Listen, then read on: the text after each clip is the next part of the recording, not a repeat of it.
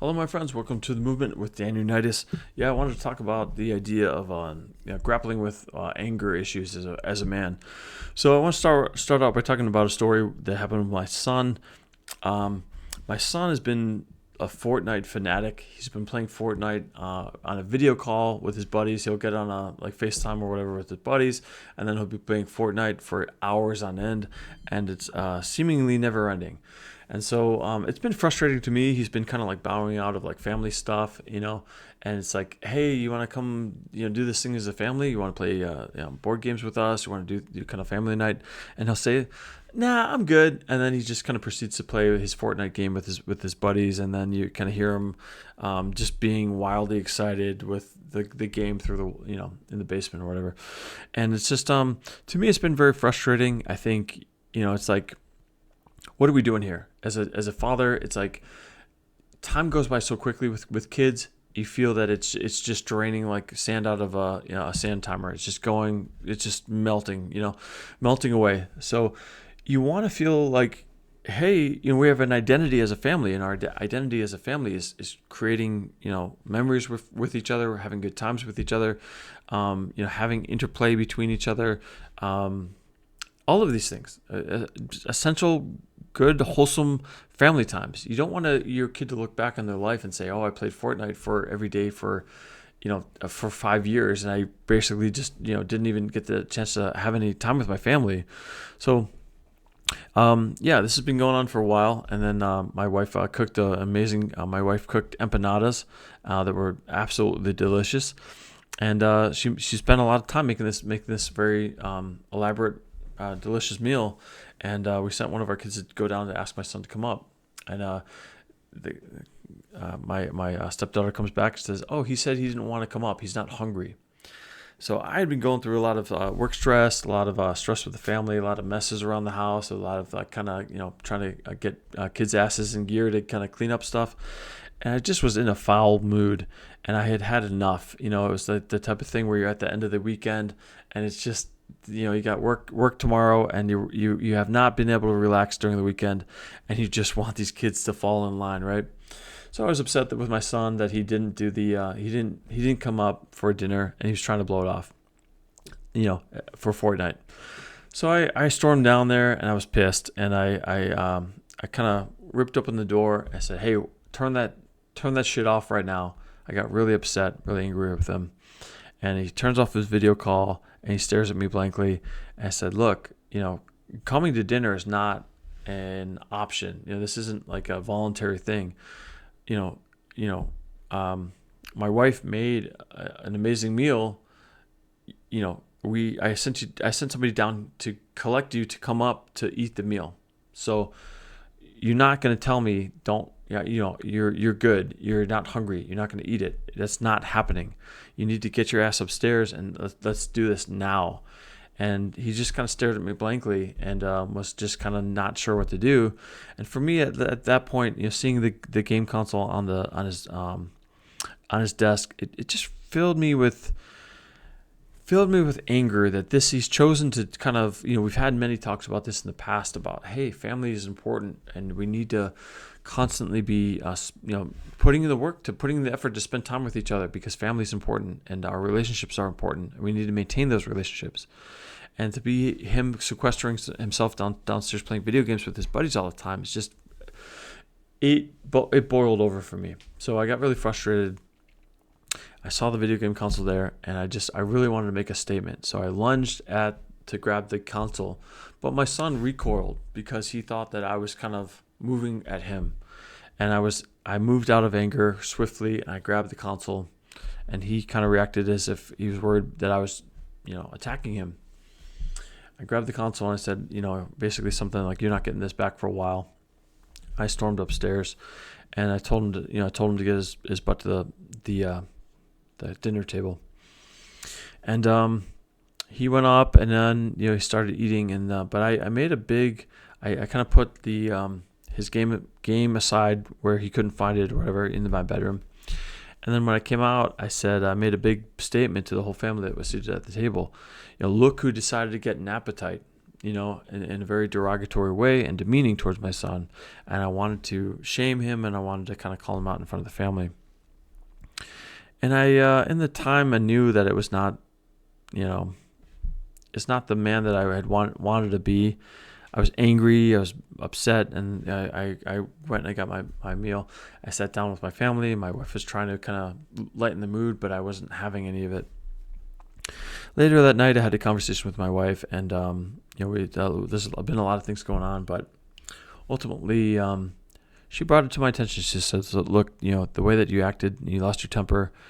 I've been in relationships like that, and I'm not interested in being in, having that energy around us. That's in this family, and I really respect my wife that she called me out on me losing my temper to that extent. It was a moment where I was screaming. I was yelling at my son, and the whole family was, stuck. And I remember as a kid, if you've had a parent that has temper issues, you don't forget how that feels, and it is really unsettling. So when my wife called me out on it, I really respected that she stood up to me and then told me that she wasn't, that was not okay with her. So she was setting a boundary with me, and I felt really good. I felt proud of her that she was, she had been in the past had relationships that weren't, where the boundary was not respected, and she's gotten through that, and she's gotten to the point where she's not gonna just let things go, which I think is very important. I think it's very important for men to draw boundaries, and I think it's very important for men to push back on women when they're being abused, or they're being a woman is testing them or asking too much. And I think it's very important for women to speak up for themselves as well. And I'm very proud of my wife for speaking up and then calling me out. I identified it in the moment when my wife called me out, and I said, "Look, yeah."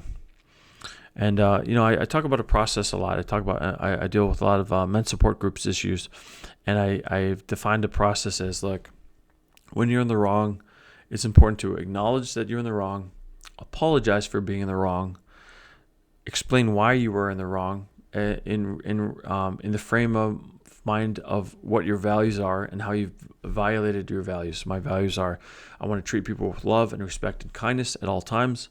And so, as I explained to my wife, I said, look, I yelled at the table and I made everybody at the table uncomfortable and have that puckered cringe feeling of what's coming next, or that feeling of dread.